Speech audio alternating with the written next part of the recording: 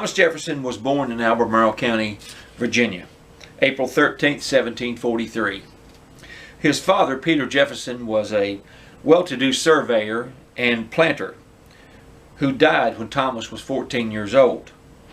His mother was Jane Randolph Jefferson, and she was a descendant from one of the most prominent families of Virginia.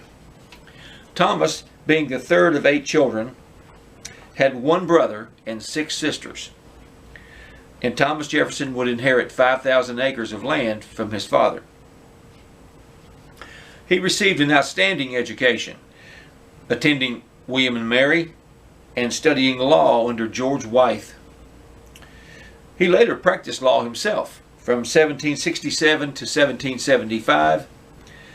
During this time, he met and married Martha Skelton, a 23-year-old widow, and they had 6 children. The United States was the first colonial country to declare independence and separate from the mother country, and Jefferson became one of the most important founders of the United States.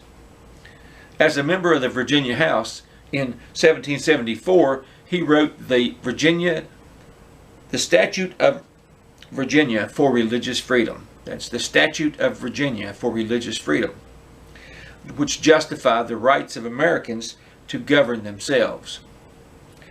And as a delegate to the Second Constitutional Convention, he was selected to draft the Declaration of Independence. He served as the wartime governor of Virginia during 1779 to 1781. He was the first American ambassador as ambassador to France, and he became the first Secretary of State for the new country, the United States. He was the second vice president under President John Adams. Well, Adams put into place the Alien and Sedition Acts when he was president. And in response to this, James Madison and Thomas Jefferson wrote the Virginia and the Kentucky Resolves, and they introduced the principle of nullification into the U.S. political system. Well, Thomas Jefferson was the leader of the Democratic Republican Party in opposition of that day to the Federalists. He became president in 1800 in a close and contested election. But as president, he cut the national debt in half. He sent the U.S. Navy to deal with the Barbary pirates. He made the Louisiana Purchase in 1803, which more than doubled the size of the United States. And he commissioned the Lewis and Clark expedition. Well, Jefferson idolized the freeman yeoman farmers as the picture of Republican virtue. And he himself was a farmer. He was many things: statesman, architect, archaeologist, author, planter, horticulturalist, inventor, and president. And after his presidency, he founded the University of Virginia, designing the campus and becoming the first rector. And he died on July 4th, 1826, on the 50th anniversary of the Declaration of Independence. John Adams died the same day. Well, on Jefferson's headstones are the accomplishments that he was most proud of: author of the Declaration of Independence, author of the Statute for Virginia Religious Freedom, and father of UVA.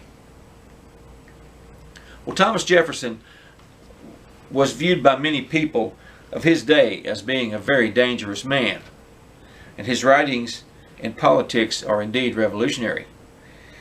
His political feuds with Alexander Hamilton and John Adams are legendary. And in our day, he is by some still viewed as a very dangerous man. When we read his writings, I personally believe that we should be proud as Americans of Mr. Jefferson, and we should be especially proud of Mr. Jefferson as Virginians. Well, although there are probably more attacks on Mr. Jefferson, his character, especially his character, than any of the other founders, His writings and his contributions to humanity continue to affect people around the world. And one of the attacks that was made in his day was that Mr. Jefferson was accused of being a deist, and that he had taken his Bible and cut out the words of Jesus. And indeed he did. And with those cut out sections of the Gospels, he made this little book. And today it is known as the Jefferson Bible. Now, I'm going to read a little quote from this at the beginning of this book. It's very fascinating. Like I say, Jefferson has been accused of being a deist. He almost never discussed his spiritual beliefs, especially in public.